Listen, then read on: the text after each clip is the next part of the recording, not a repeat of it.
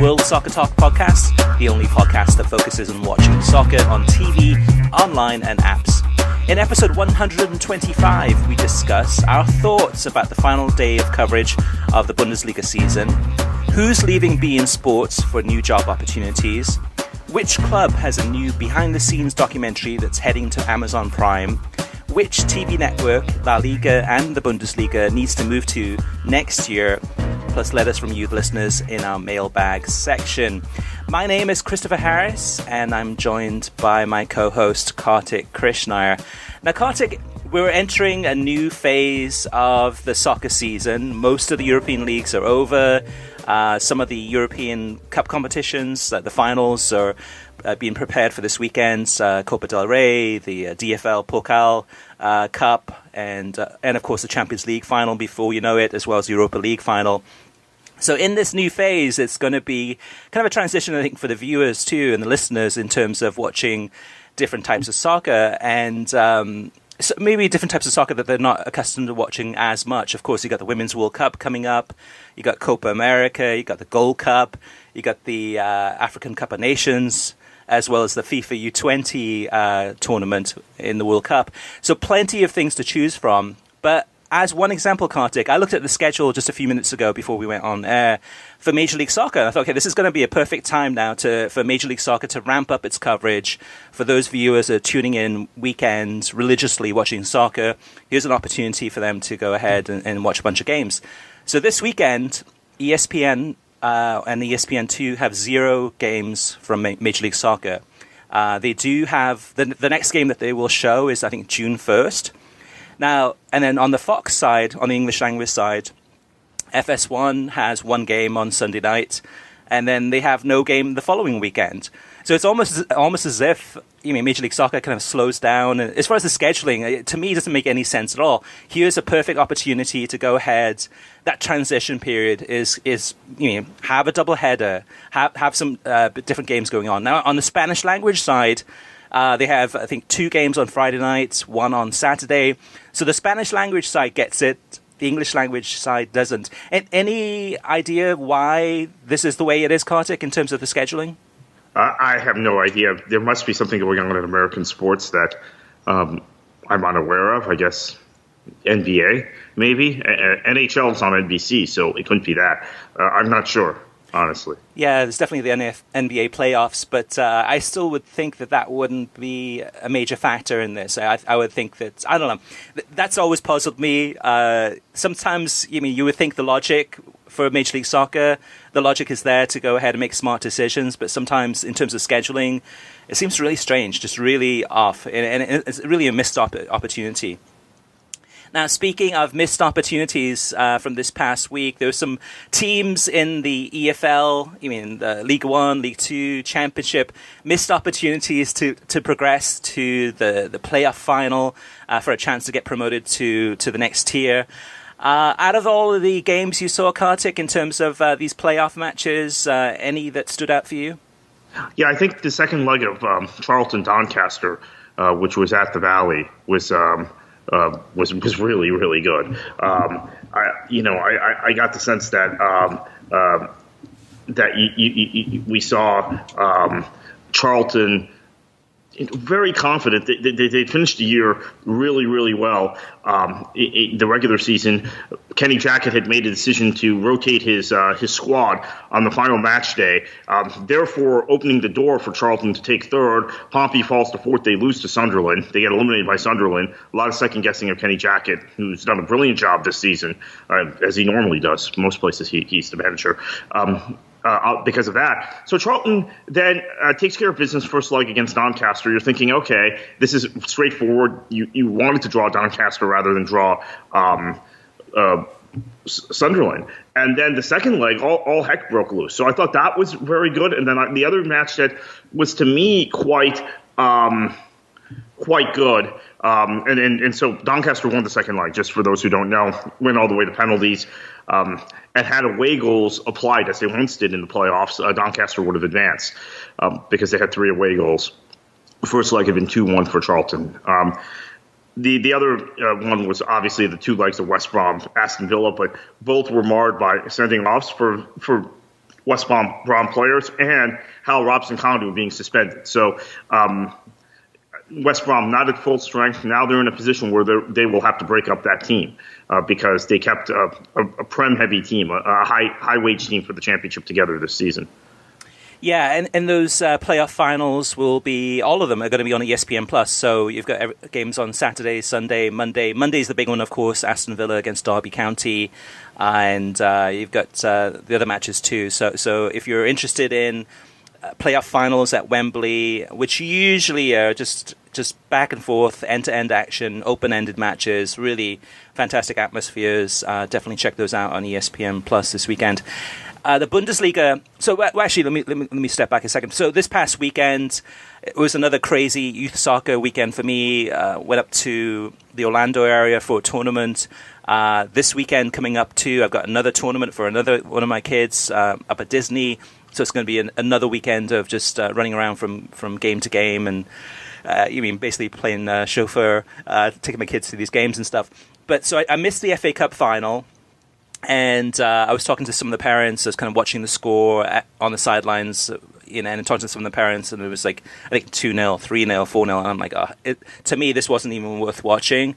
I had no intention of going back to watch this game just because it was such a blowout. Was it that way, Kartik? Was it one of those games where it was so one-sided, or was there more to this game than the scoreline shows? So first off, I was on a team bus with Miami FC going to the Orlando area as well. So I was watching it on an iPad and had watched the Bundesliga. We'll get into the Bundesliga in a minute because another talking point from my streaming Bundesliga experience in a minute. Yeah, so there was I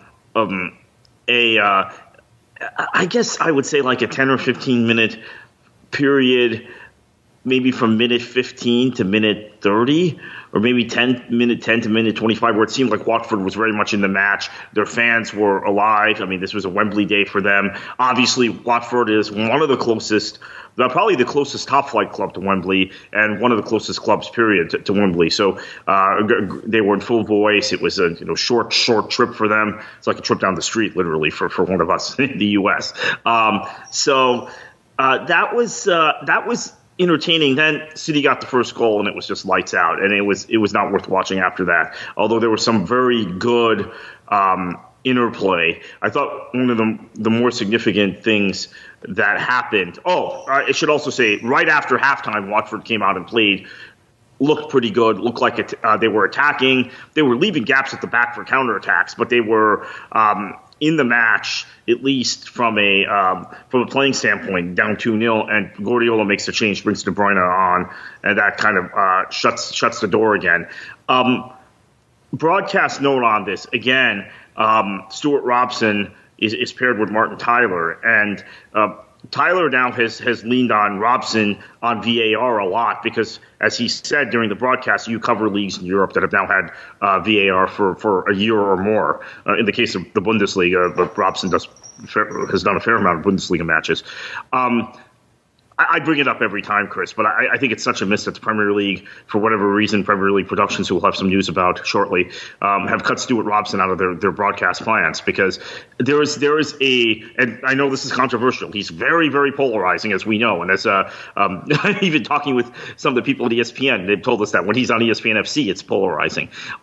We've talked to executives all over the business about this, but there are little nuggets of insight and information and historical data or historical anecdotes that he gives that a lot of other guys don't. So yep.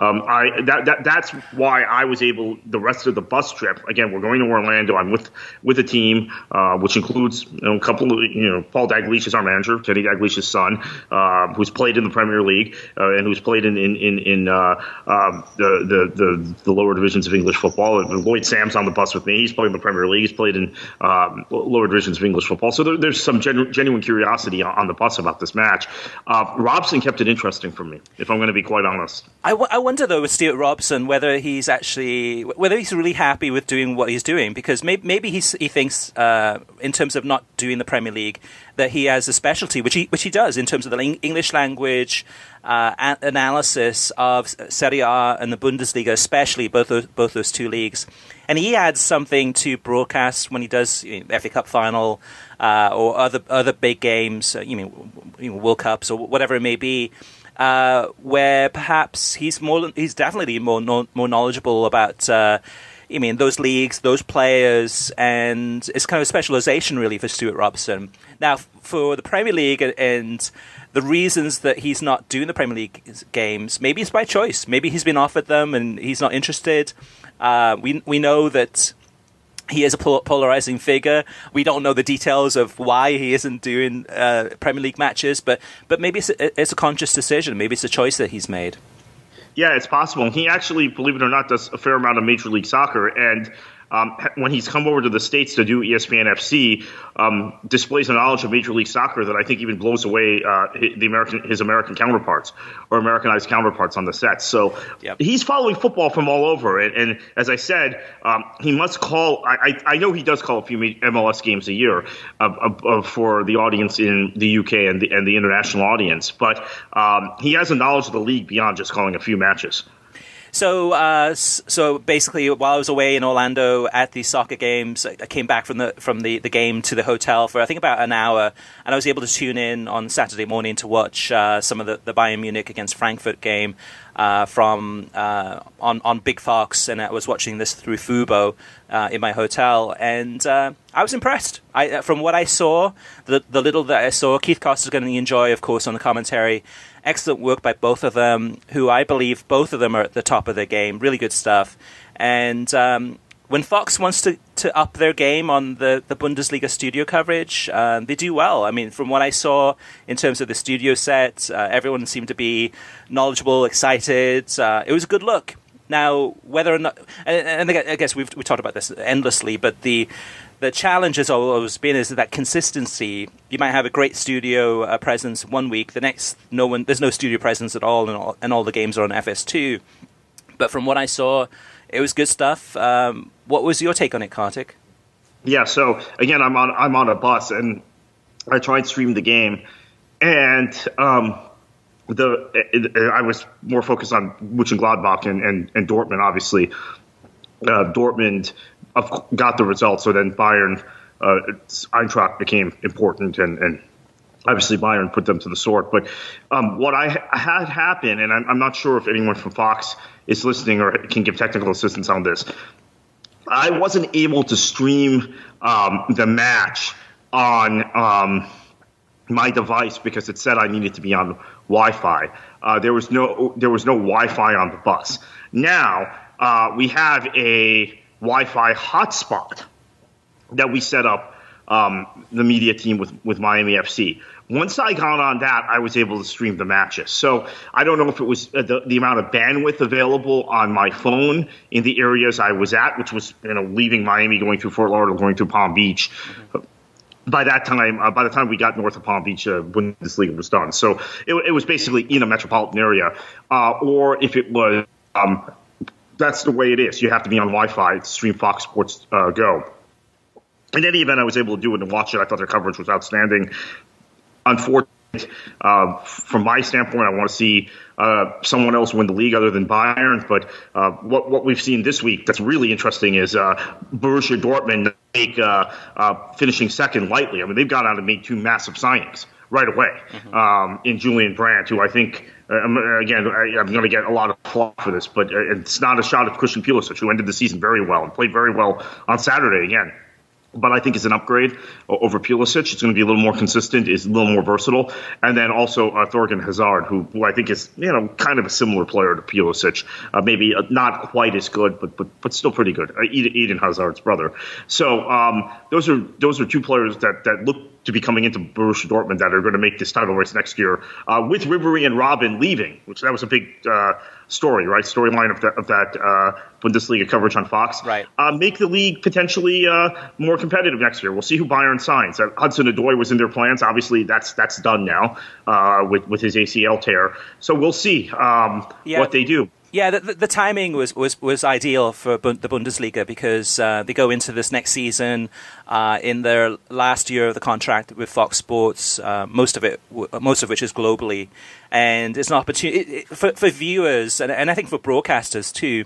It gives us hope that perhaps there is a team that might topple Bayern Munich off the perch in terms of in the kind of really a monopoly in the Bundesliga. There's an opportunity that maybe it's Dortmund, maybe it's another team, maybe it's RB Leipzig, or maybe it's somebody else that can go ahead and knock Bayern Munich down.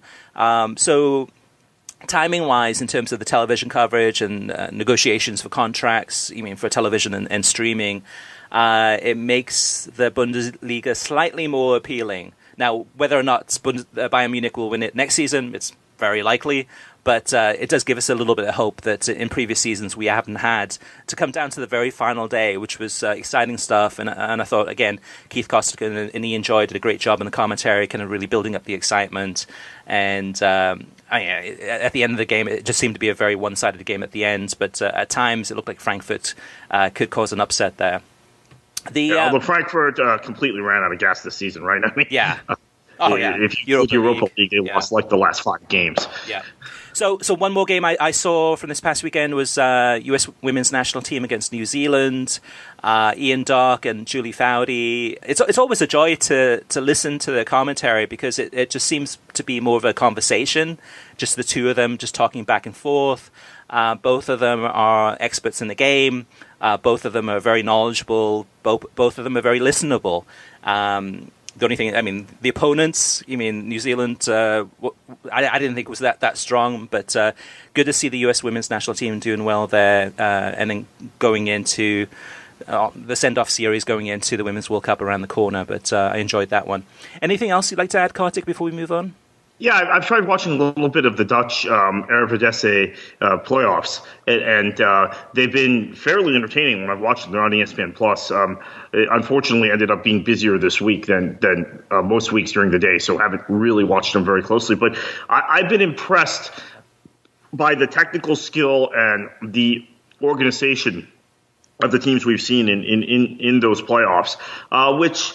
Again, we know the Dutch league is on its way back up, right? And Ajax's deep run in Champions League, I don't think was a fluke. And we're seeing the development of young Dutch footballers again and populating the best teams in Europe. So that's a league to keep an eye on. And ESPN Plus, again, as we talked about last week, developing a portfolio that's reaching critical mass of soccer coverage, at least European soccer coverage.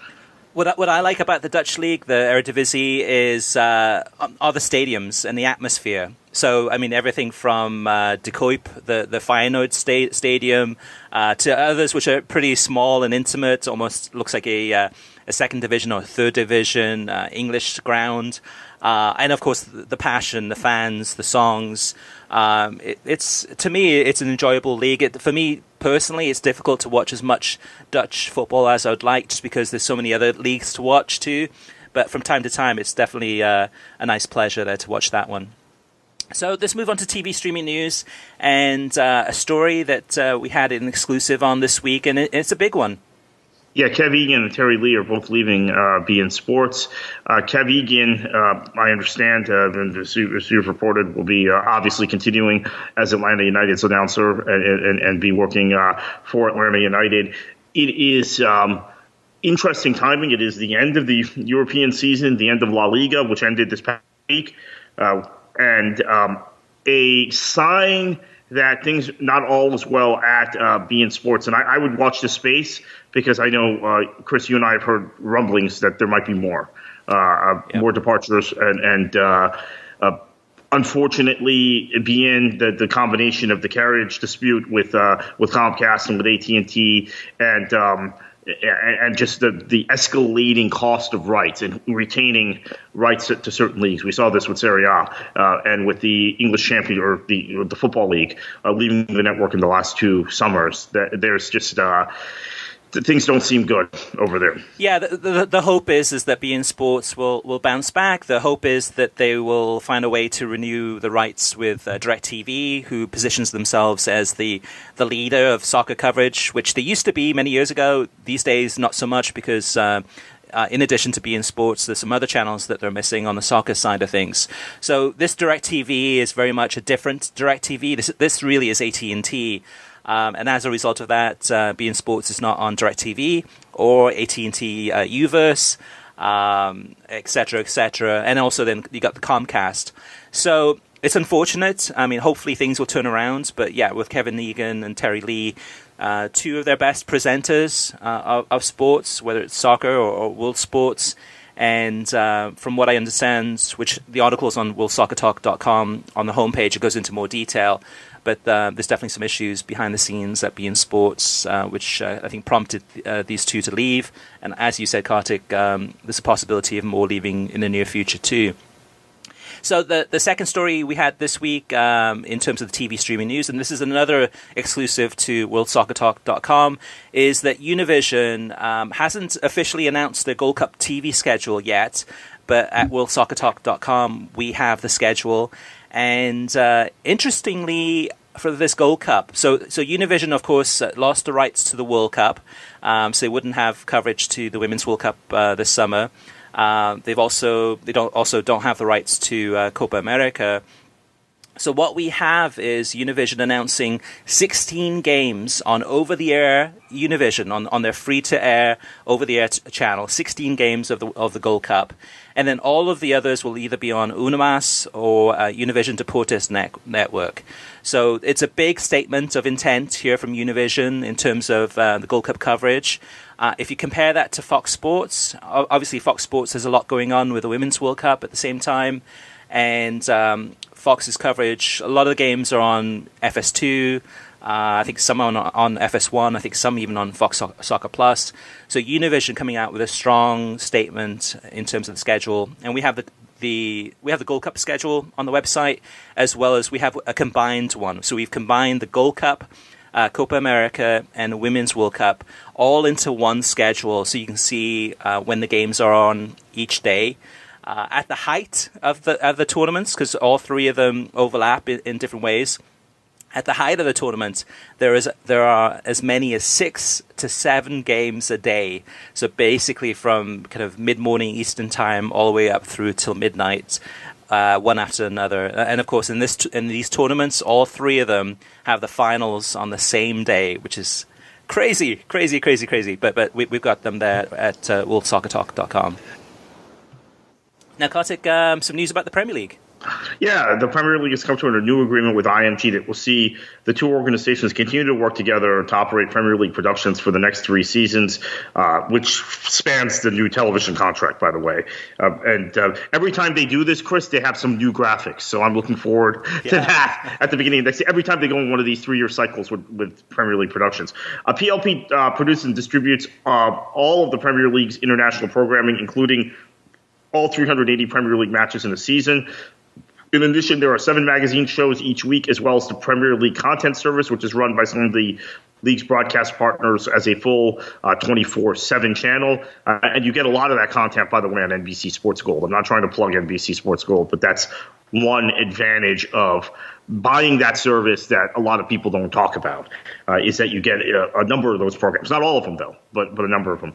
The service offers international broadcast partners a combination of studio-based output, including high-quality pre- and post-match content, regular news shows, additional magazine programming, international phone-ins, and matches from the Premier League's extensive historical archive.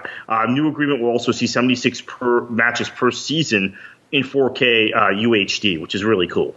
Yeah, and that's probably the biggest news out of that announcement, is the 76 games per season in 4K Ultra HD. So that's, I mean, for those of us who have 4K televisions, that is fantastic news. And anything in terms of the production, the coverage from IMG, as it beams all these Premier League games around the world, and then NBC will pick up that feed, and then we'll add on, their commentary feed with Arlo, or add their graphics, their advertising at the top.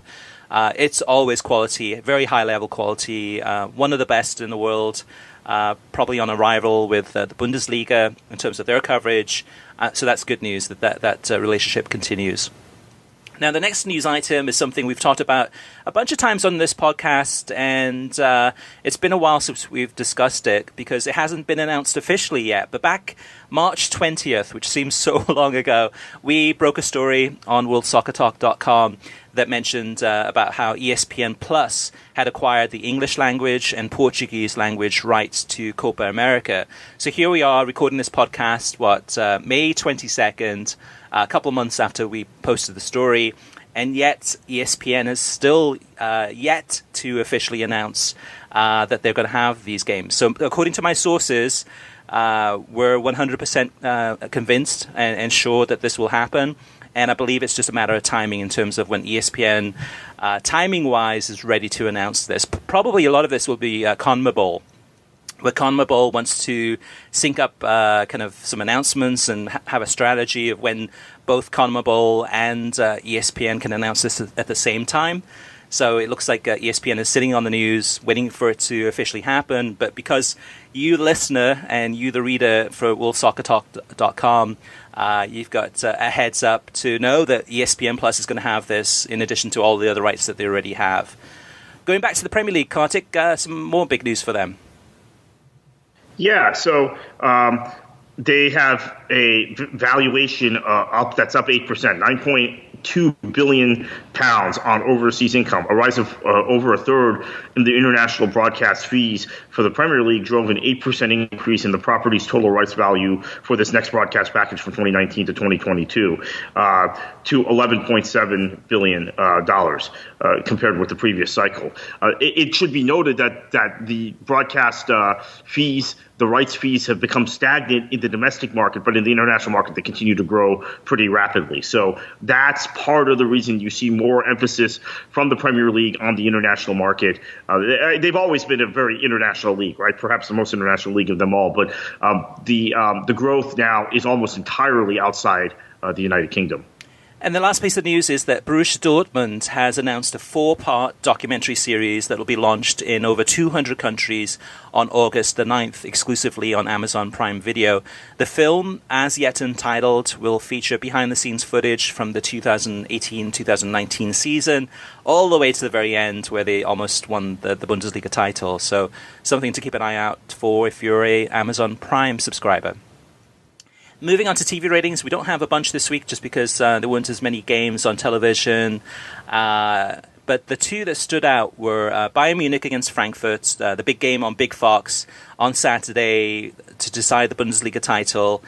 413,000 viewers for this one, which is a pretty decent number. It's greater than the Major League Soccer game that was on the week prior on Big Fox. So big ups there to the Bundesliga. I'm sure they'll be happy with that. And then the second game was New York Red Bulls against Atlanta on FS1. This was on this past Sunday on FS1 from 5 to 7 p.m. Eastern Time. 147,000 viewers for that one. Now, Kartik, I've been thinking a little bit in terms of the next MLS TV deal. Of course, the rights are going to be coming up soon. From what I understand, discussions have already started, at least preliminary discussions talking about the next rights deal.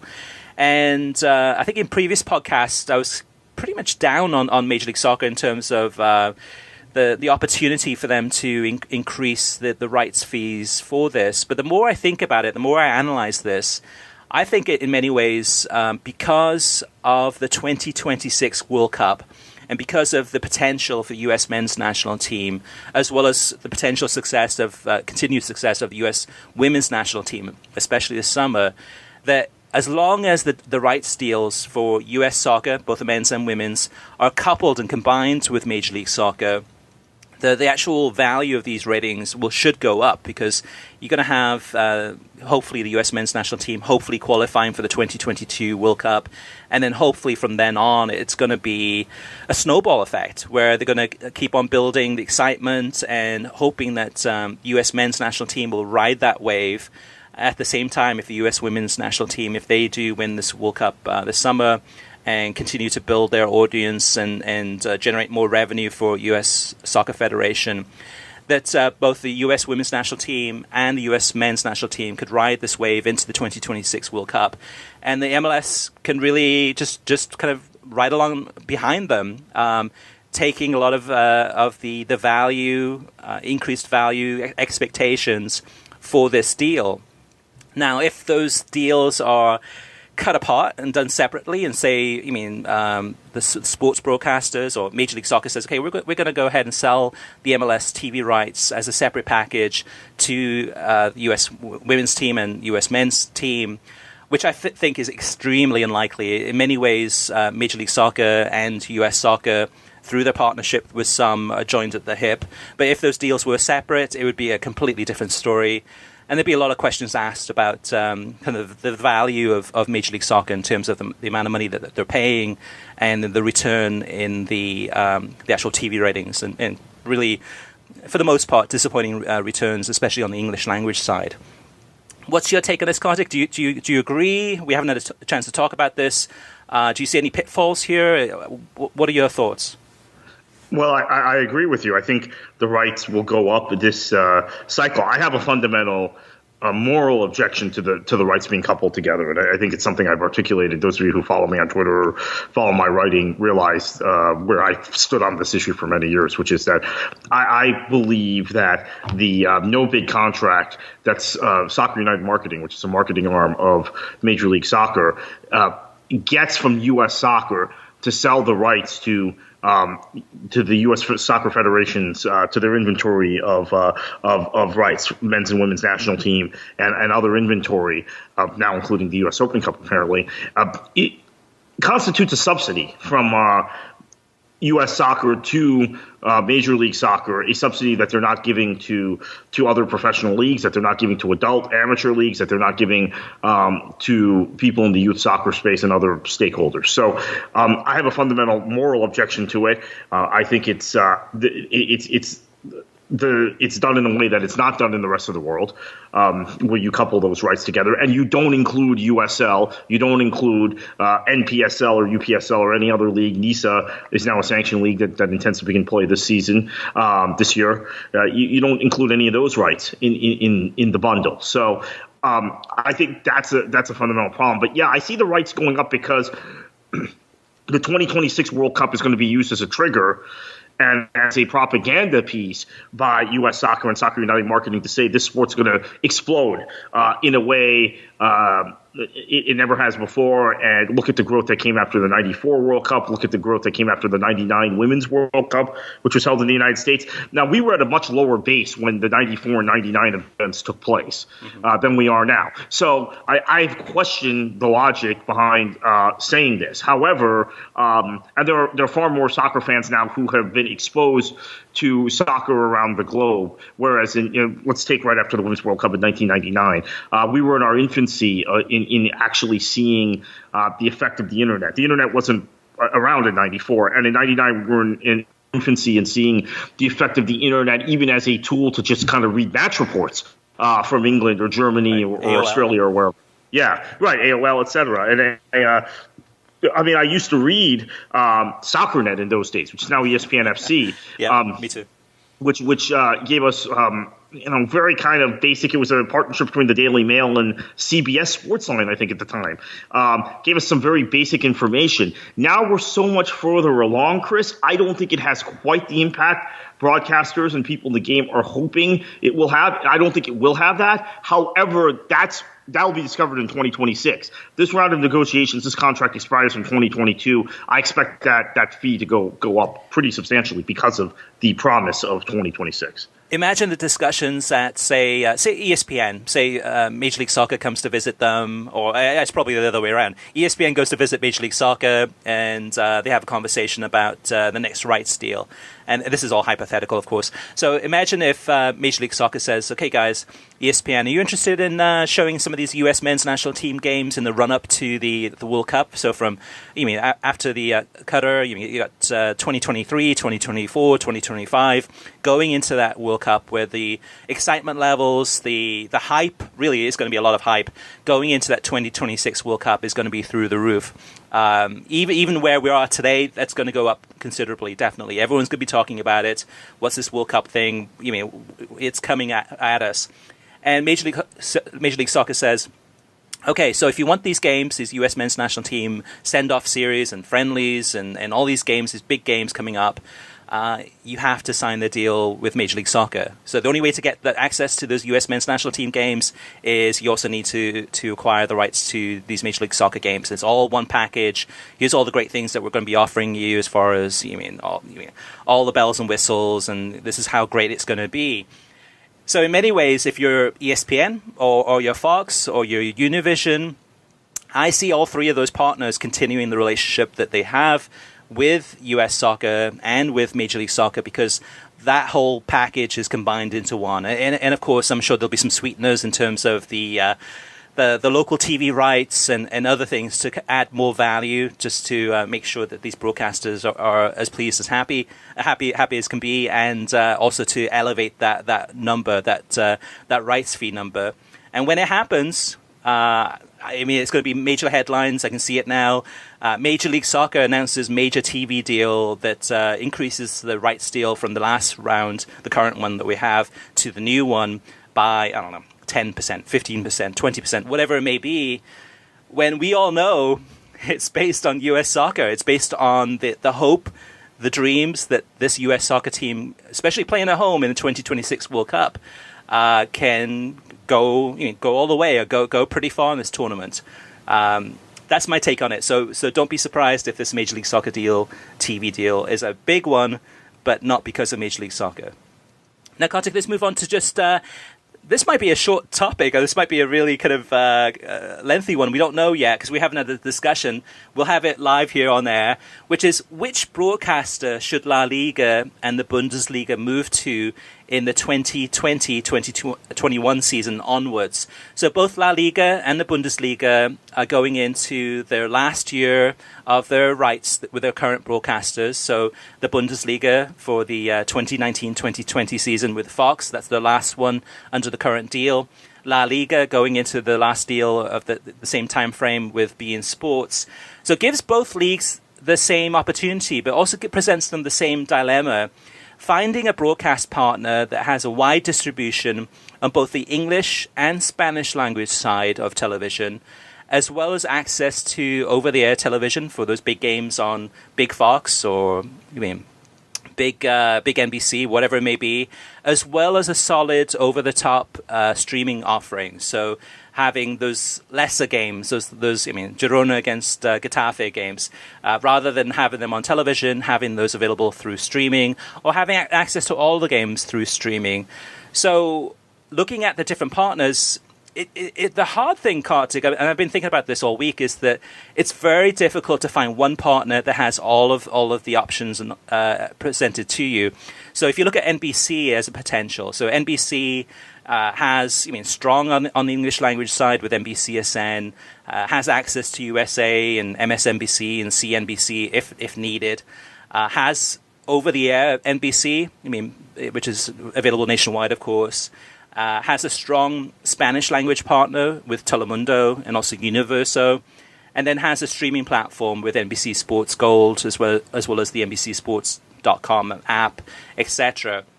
However, with NBC, La Liga is in direct competition with the Premier League. Many of the matches that NBC would be interested in showing, maybe it's Real Madrid against Barcelona, El Clasico kicking off at, say, noon or 12:15 on a Saturday, or it could be kicking off in the morning at 10 a.m. They're going to be in direct competition to the Premier League, and actually, if anything, it could devalue or decrease the TV ratings for the Premier League, because now they're showing La Liga and the Premier League. So that might be too much for them to handle. Then you look at Fox. So Fox, of course, we've seen with the Bundesliga and how good a job they do in terms of having all the right tools.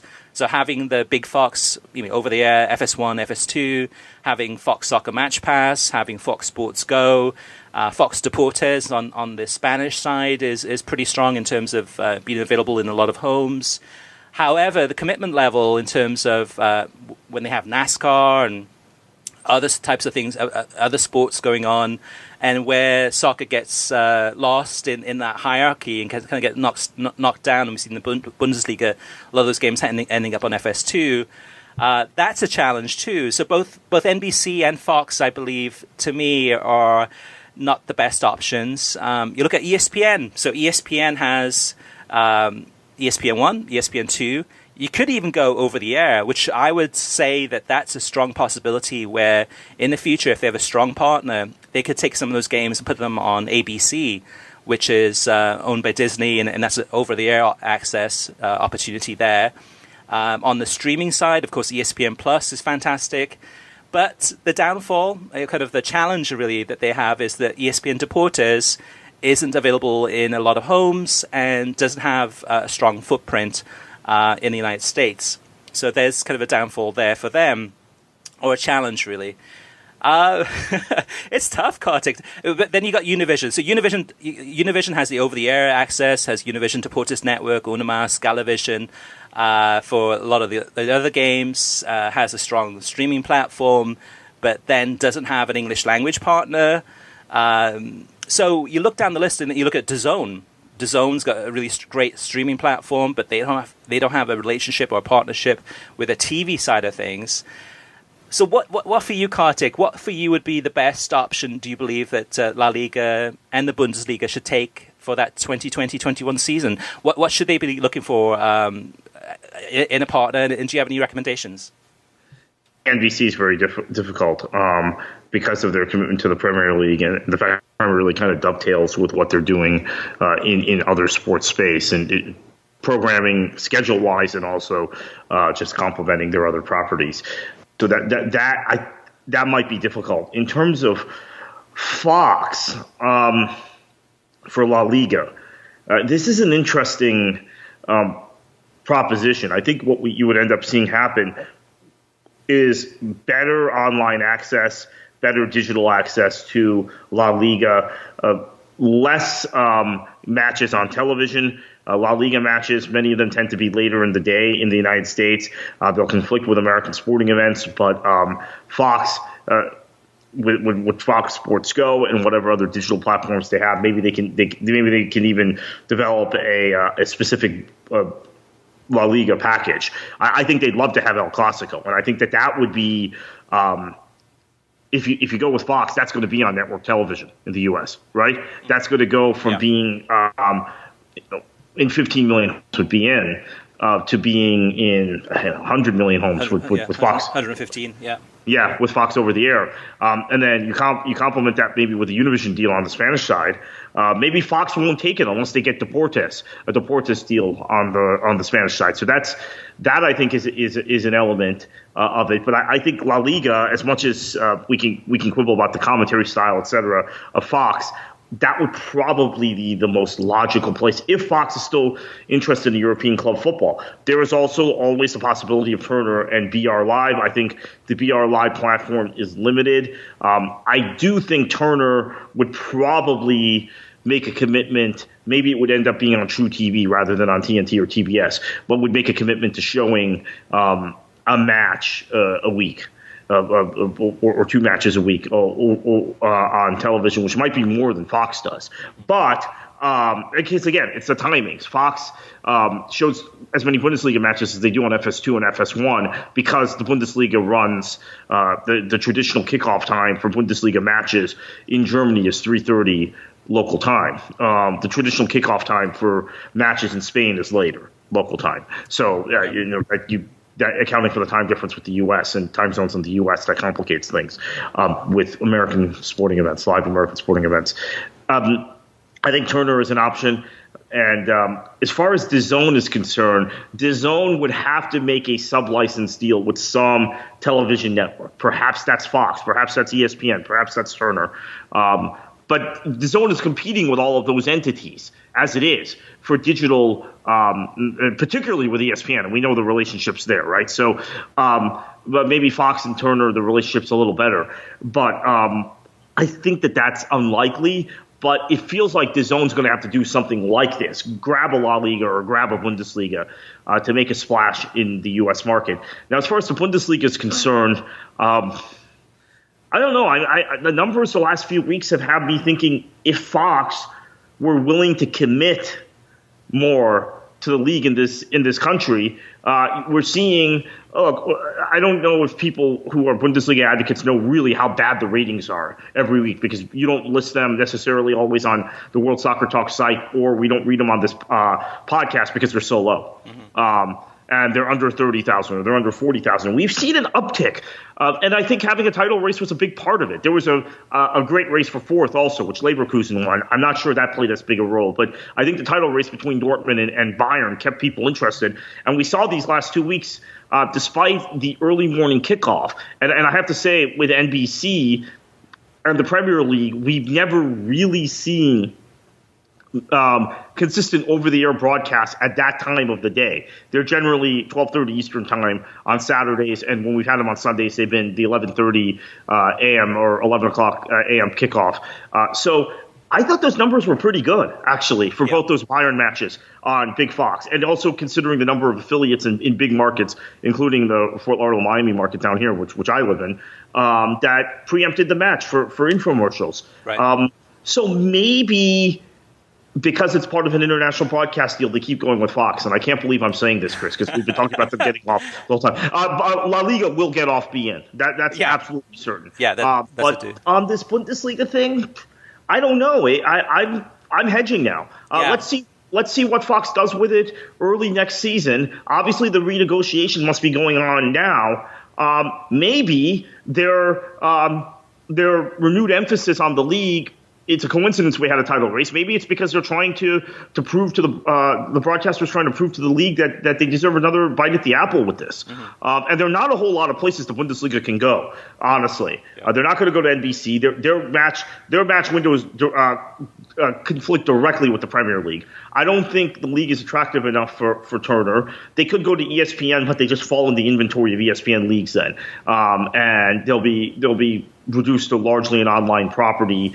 The difference with Serie A is that Serie A, again, has some match windows that are I guess the Bundesliga has a few of those, but I still think they won't get the 40 matches a year on linear television that Serie A does. So on ESPN, I think they might want to try and see if they can work this Fox thing out going forward. Yeah, same here, Kartik. In terms of kind of the Fox thing, the more I think about it, the more likely it looks like that Fox could be the future broadcaster for the Bundesliga. Not out of demand, but more so about in terms of So the timing is unfortunate for the Bundesliga, because with La Liga, the TV rights deal being up at the same time as the Bundesliga is not going to get as much priority in terms of the bidding as La Liga would. So La Liga is definitely the league that people are more interested in terms of the broadcasters, a lot of it because of the Hispanic population in the United States and the bilinguals and the opportunity for this league to grow from where it is now to what it can be. With the Bundesliga, it pretty much is at the level, probably the highest level we can expect it to be. I don't see it getting much greater than this. And as a result of that, if I'm a TV broadcaster, Fox has done a decent job. Definitely not a fantastic job. Not as good as they should have done. Hasn't been awful. But I think in many ways for the Bundesliga, they might end up saying, okay, well, actually Fox is probably our best bet to have access to over-the-air television, to have access to games now and again on FS1 and FS2, and has a streaming platform that, it's expensive, but it works and it's available there. Now, La Liga, well, actually, for the Bundesliga, this over-the-air side of things, it could be that DAZN comes in, puts in a strong offer for the streaming rights, and that for the television side of things, Fox puts in a renewal offer and keeps it on the television side. So that's a possibility there. But for La Liga, the way I look at this is in terms of all the options available to them. Their best bet would be, similar to Major League Soccer, is having a partnership with, say, Fox, Univision, and ESPN coming together, doing a deal with La Liga and saying, okay, what we're going to do is we're going to share these rights.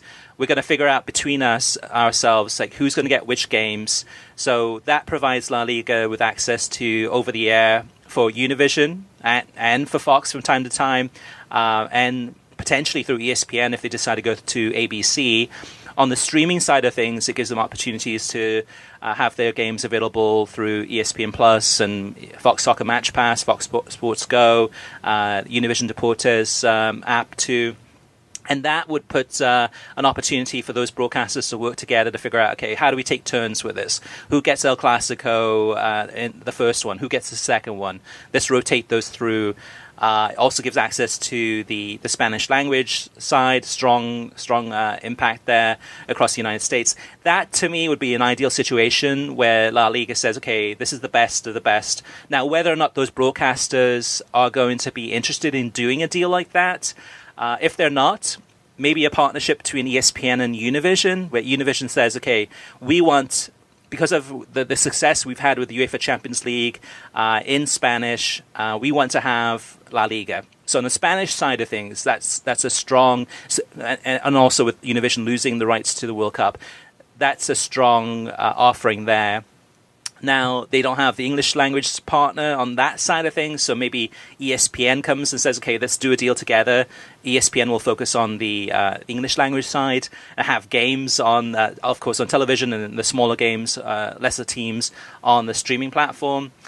Lots of different options. I mean, and then at the end of the day, Kartik, there isn't one provider that is a perfect fit, which is the challenge for these leagues. NBC...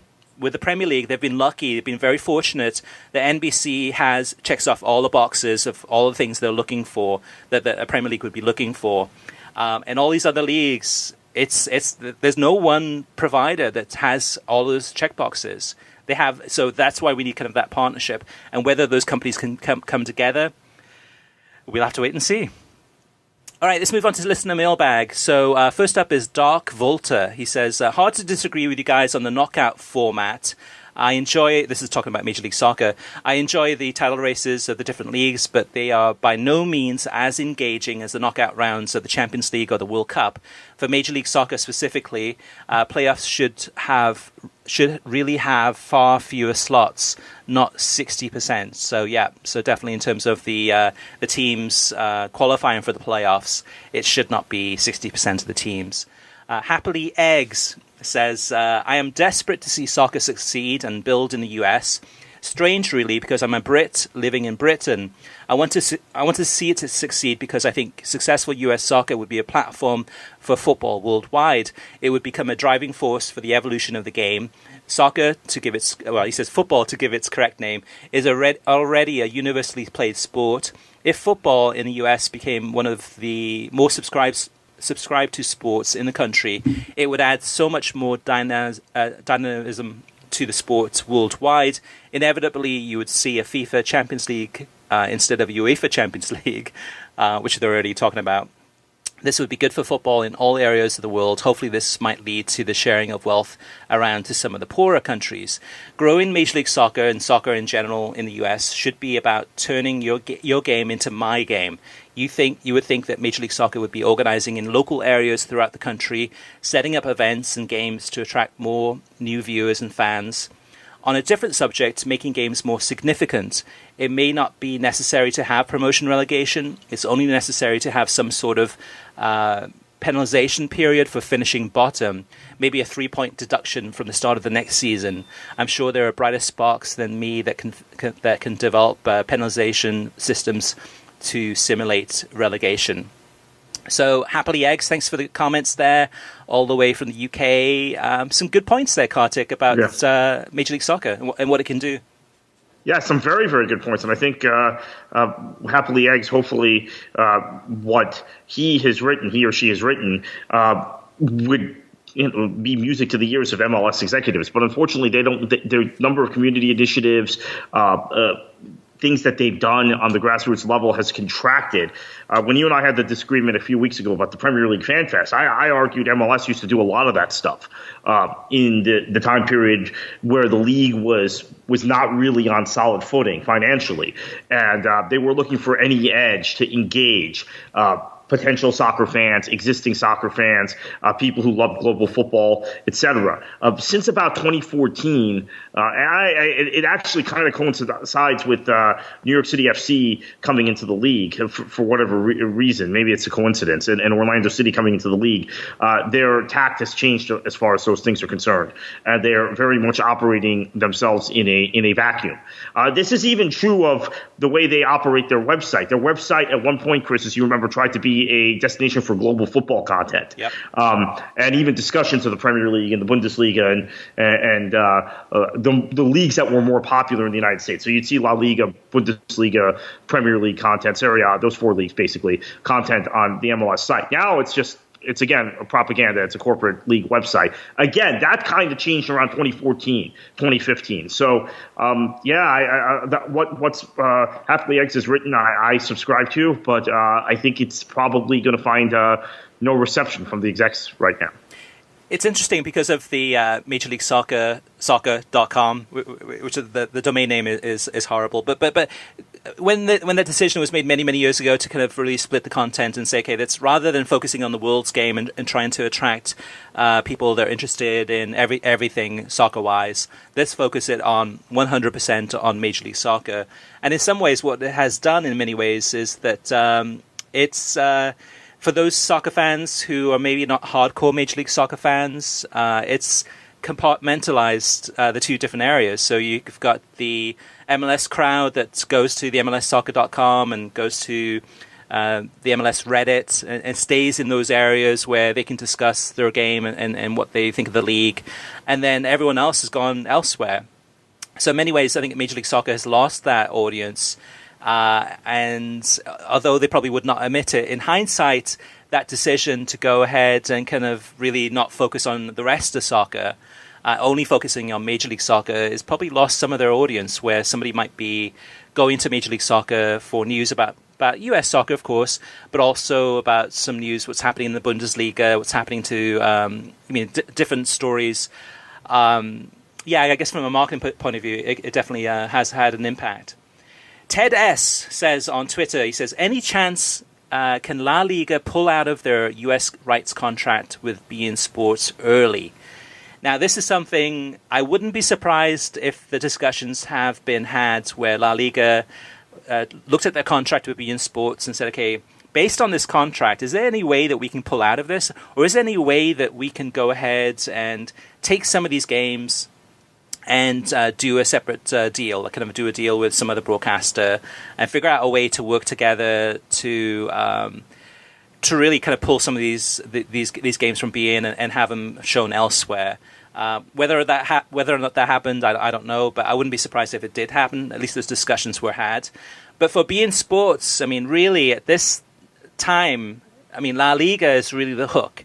If beIN Sports lost La Liga, that would be a huge blow. I mean, you would have Liga 1, which while it's an okay league, and the viewership is tiny, even for PSG games. And you have Copa Libertadores, you have Copa Sudamericana, you have the Turkish league. But really, if La Liga leaves beIN Sports, that kills beIN Sports as we know it.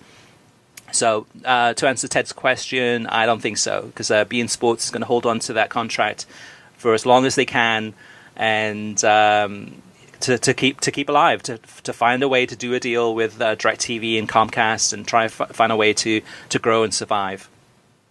Rico Richardson says, I don't think it's fair to compare the international media markets to the American markets. A certain success from outside the US doesn't always mean that it's even relevant here in the US. Traditionally, small markets aren't always attractive. Soccer isn't there yet, or at least Major League Soccer. To win the American audience for soccer, soccer has to adapt to it. He says, riddle me this. Is the mission for soccer in the US to cater to the traditional soccer fan or grow new soccer fans? And my answer to that question would be it's both. You need to appeal to the current soccer fans, the traditional soccer fans, and you need to grow that audience. And I would say that NBC Sports has that formula correct in terms of the way they present soccer. Is they don't talk down to the audience. They don't try to change you mean the terminology. They don't try and change the way that soccer is presented. They're presenting it in a very traditional way.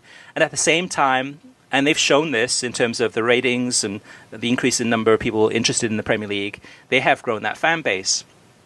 As opposed to other leagues, other broadcasters, Fox is a perfect example where many different attempts to dumb down the coverage.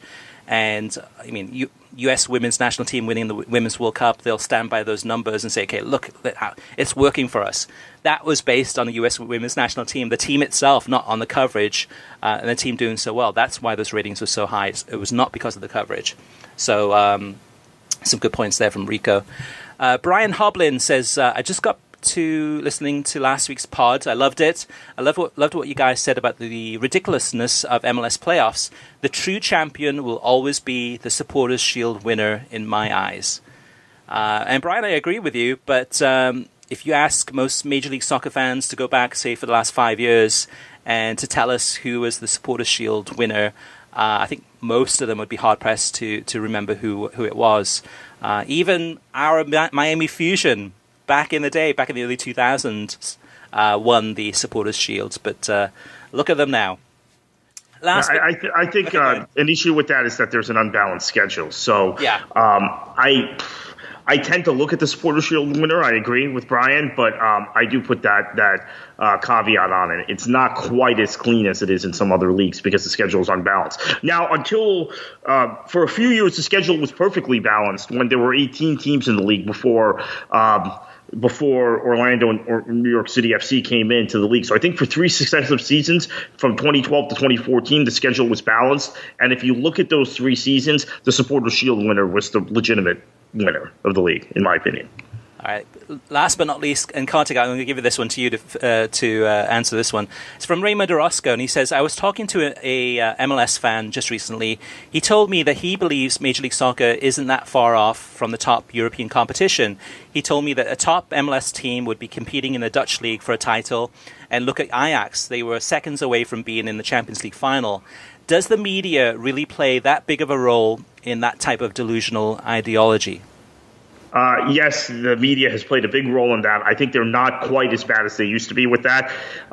In fact, I think if anything, following the U.S. not qualifying for the 2018 World Cup in October 2017, they flipped almost entirely to being much more critical of the level of play in MLS, seeing the correlation with the U.S. men's national team and the lack of young players coming through the system, lack of young players getting minutes in MLS, seeing more metrics about that, although that's improved in 2019. The question about where MLS would fit, I don't know. I mean, Chris, even 10 years ago when we used to have our site, Major League Soccer Talk, and I would write an article about something, you'd have people leaving comments that MLS teams, that the bottom teams in Serie A would be the worst teams in MLS, which at the time was absolutely absurd.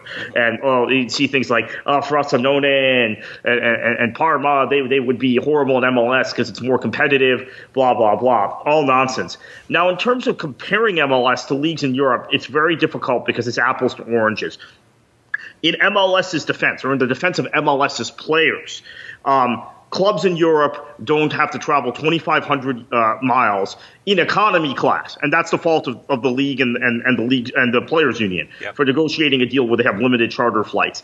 They don't have to play in the hottest months of the year when it's 100 degrees out, affecting the quality of play, affecting whether you train as vigorously as you would, affecting even whether you train at all. So I think there are a lot of factors that limit our ability to compare the leagues or compare the level of players. Let's say that. The leagues are what they are, right? MLS has chosen to play on this calendar. They've chosen to limit charter flights. They've chosen to schedule midweek matches where teams are traveling 3,000 miles, and teams going from Los Angeles to Boston or Orlando to Vancouver, whatever. So that all affects the quality of play. And unless they solve some of those issues, they're never going to be comparable in terms of the optics to a European league, ever, period. I don't care who they have playing here. I think there are a lot of mitigating factors that MLS proponents just don't understand and they don't get.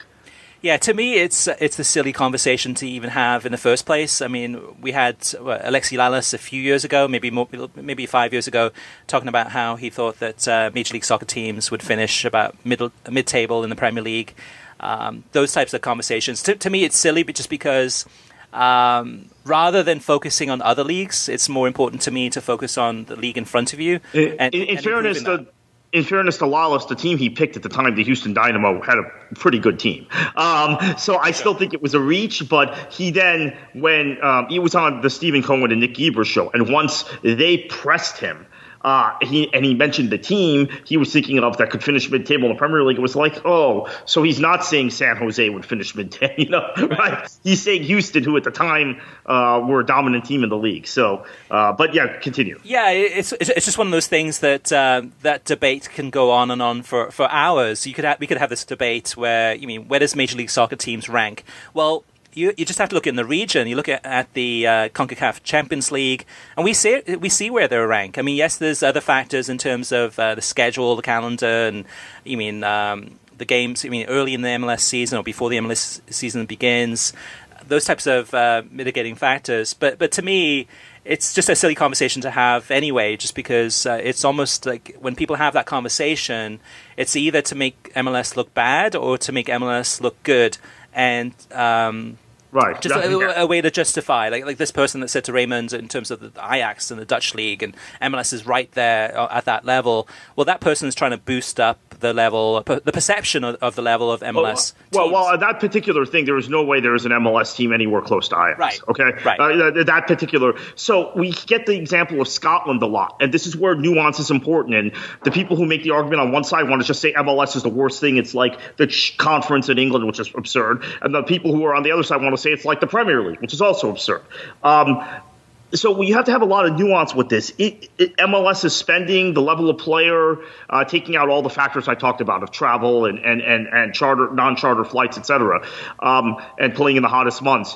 Are their pay are they comparable to a majority of the teams in Scotland and in the Netherlands? Yes. However, those leagues are like typical European leagues. An MLS team is nowhere near Celtics' level of spending or Celtics' level of quality in their squad. Okay, now could they compete with just about every other team in Scotland? Potentially, the top MLS teams could. Although MLS teams don't defend at all, so that's an issue. I mean, maybe they'd be a lot of 5-4 games. Same thing in the Netherlands. Could they compete with the bulk of the league? Yeah, the top MLS teams probably could. Could they compete with Ajax or PSV the way those two sides fared this year? No way. No way at all. So when we take leagues as a monolith, and that's an American thing, right? Also to say, because there's an enforced parity in American sporting culture and in American sporting leagues, non-college. College is much more like European football, but in the American professional leagues.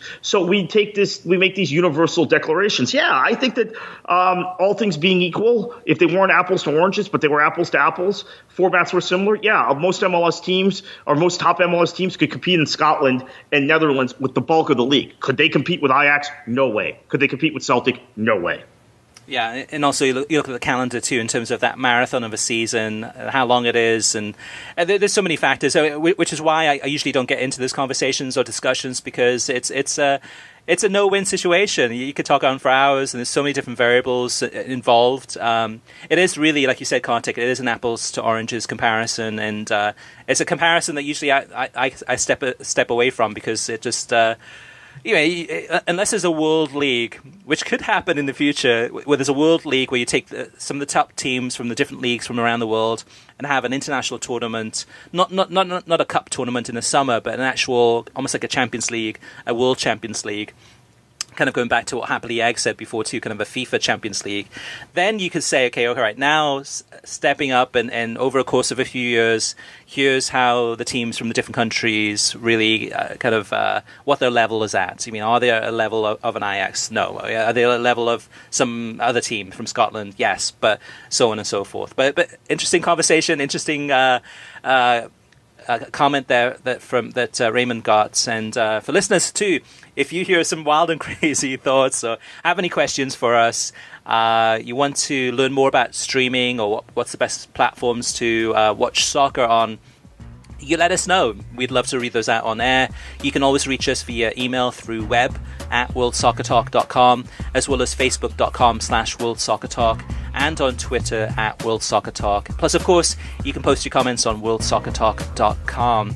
So, Kartik, thank you for sticking with us. I know you're got a bit of a cold, so I appreciate you giving it 100%. But for listeners who want to follow you on Twitter and find out the latest thoughts, rants and raves, and all those things during the week until the next podcast, where can they find you on Twitter?